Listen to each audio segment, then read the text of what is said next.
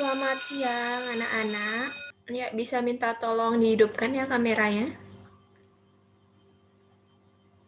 Ya, terima kasih. Tapi ini kita cuma berempat ya. Kemarin 100-an. Oke, kita cepet-cepet aja ya. Langsung aja kita ke materi pertama. Minta tolong Mas Krisna saya dijadikan co-host ya biar bisa share screen. Ya, makasih. Oke, saya share screen. Oke, kita mulai ya. Jadi, seperti yang sudah kita tahu, paket switch network akan secara dinamis merubah sistem yang mengangkut paket data ke sumber dan destinasi yang berbeda melalui jaringan komunikasi yang saling terhubung. Untuk memastikan kuatnya sebuah komunikasi data, kita membutuhkan metode yang efisien untuk memilih rute di seluruh jaringan, sehingga dapat bereaksi terhadap perubahan communication link dengan cepat. Secara luas, pemilihan algoritma dapat dikategorikan sebagai optimal routing algorithm atau shortest path algorithm. Oke, kita lanjut ke shortest path routing yang merupakan proses pencarian jalur melalui jaringan dengan total biaya terkecil. Biaya yang dimaksud ini bisa mencakup jarak, bandwidth, average traffic, biaya komunikasi, delay, dan masih banyak lagi. Nah, contohnya ketika melakukan perutaan data di internet yang tentu melibatkan jutaan router dalam jaringan multi-level yang kompleks di seluruh dunia. Dengan cakupan yang sangat besar tadi, tentunya perutaan yang optimal akan sangat berdampak pada performa dan biaya. Oke, kita lanjut ya. Jadi topologi dari komunikasi jaringan direpresentasikan dengan directed weighted graph, di mana nodes pada grafik akan merepresentasikan elemen switching, dan busur arah merepresentasikan komunikasi antar elemen. Setiap busur memiliki bobot yang bernilai positif, yang mengandung faktor-faktor seperti delay, hasil, error rate, biaya moneter, dan lain sebagainya. Oke, sekian dulu. Ada yang mau ditanyakan? Gak ada ya sepertinya. Oke. Ya, sekarang saya mau nunjuk salah satu dari kalian buat menjelaskan algoritma Dijkstra ya, contoh penerapannya. Ya, saya minta Victoria. Ya, bisa jelaskan sekarang. Oh ya, baik Bu. Minta izin share screen ya, Bu. Ya, silahkan. Saya akan coba menjelaskan contoh penerapan shortest path routing dalam algoritma Dijkstra. Di sini disuruh menentukan jalur terpendek dari sumber yaitu titik A ke tujuan yaitu titik D.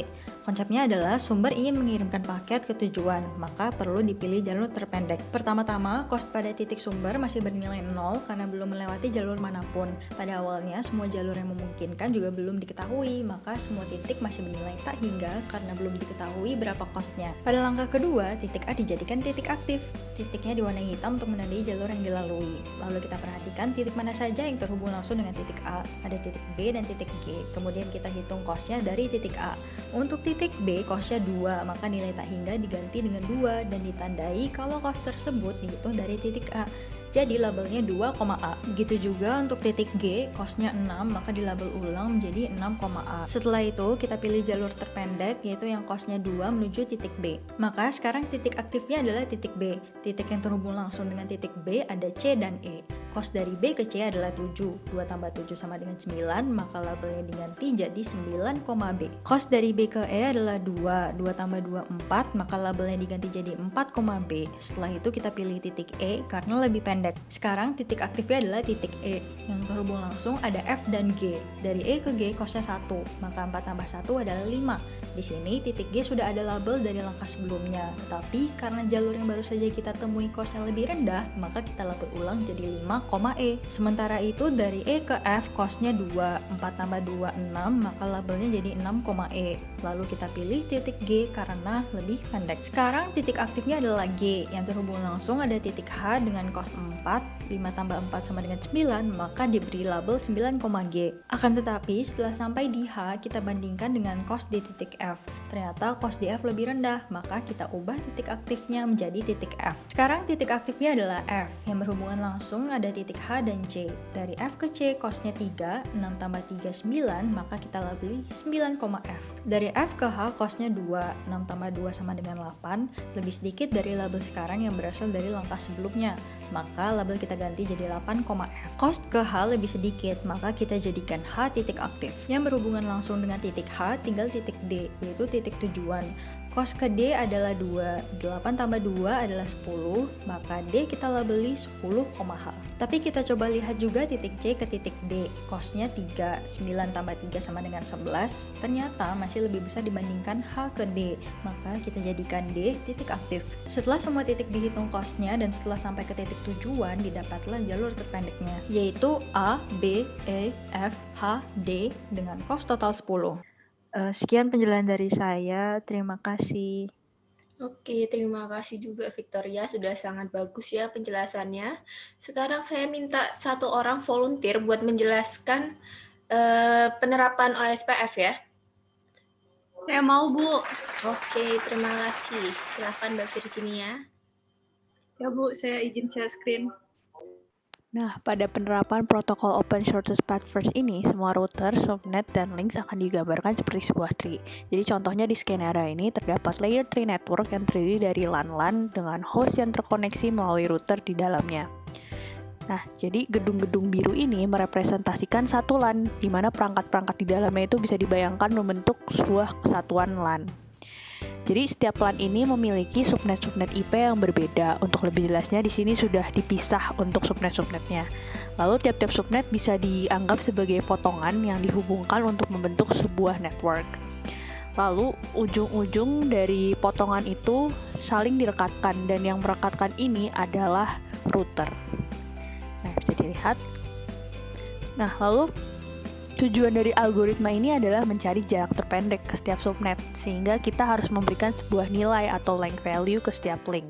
Di OSPF, length dari link ini biasa disebut cost. Jadi aplikasi algoritmanya itu sebenarnya untuk mencari jalur dengan cost rendah. Nah, link cost ini berhubungan dengan link bandwidth. Untuk contoh penerapan kali ini, kita sudah memberikan nilai kisaran pada link dari router ke subnet dengan nilai-nilai sebagai berikut. Setelah sudah di-assign, jadi sekarang kita akan mengubah network menjadi sebuah tree. Pada dasarnya setiap router itu bisa menganggap suatu network sebagai tree dengan router itu sendiri menjadi rootnya. Nah, misalnya di sini kita coba R2 menjadi root tree. Jadi subnet-subnet akan disusun menurut aturan Dijkstra ke router R2 ini. Jadi dari router R2 kita branch-nya ditambahkan satu persatu dengan subnet yang ada, dimulai dari subnet yang berhubung langsung dengan R2. Lalu, setiap subnet dengan jalur cost rendah dipilih pada setiap langkah. Dengan menerapkan aturan itu secara terus-menerus diulang-ulang, nantinya akan menghasilkan tree dengan jalur cost rendah. Nah, di sini kita bisa melihat proses bagaimana pemilihan jalur dengan cost rendah. Lalu jika sebuah subnet telah terhubung ke sebuah tree, tetapi ternyata ada koneksi baru nih yang lebih rendah cost-nya seperti R1, maka subnet tersebut akan dipindah. Karena tadi terlihat bahwa ketika R1 terhubung ke S1, muncul koneksi baru ke gedung S2 dengan cost 32. Ini tentunya lebih rendah dari cost R2 yang tadi langsung ke S2 yang berharga 100, sehingga dipindah. Selain itu, links dari subnet dari router juga tidak diberikan nilai cost. Jadi ini tujuannya itu memang untuk mencari tree dengan path yang cost rendah dari root ke tujuan. Lalu setelah tree-nya selesai, perhitungan dari cost rendah ke subnet manapun di network itu akan menjadi sederhana. Sekarang hanya tinggal bagaimana menggunakan branches dari root ke destinasi yang dituju. Di sini kita bakal coba cost dari R2 ke gedung S5. Nah, di sini dari R2 ke S5 itu cost-nya ada 1 tambah 10 tambah 1, yaitu 12. Lalu dari R2 dicoba ke gedung S1, itu ada 1 tambah 10 tambah 10 tambah 10, yaitu 31. Sekian penjelasan saya, Bu. Terima kasih. Oke, sudah sangat bagus. Terima kasih Mbak Virginia, Mbak Victoria. Mas Krisna minta tolong 2 orang ini dicatat ya. Ya udah, saya kira sekian aja pertemuan kita kali ini. Sampai berjumpa di pertemuan selanjutnya. Terima kasih. Terima kasih, Bu. Terima kasih, Bu.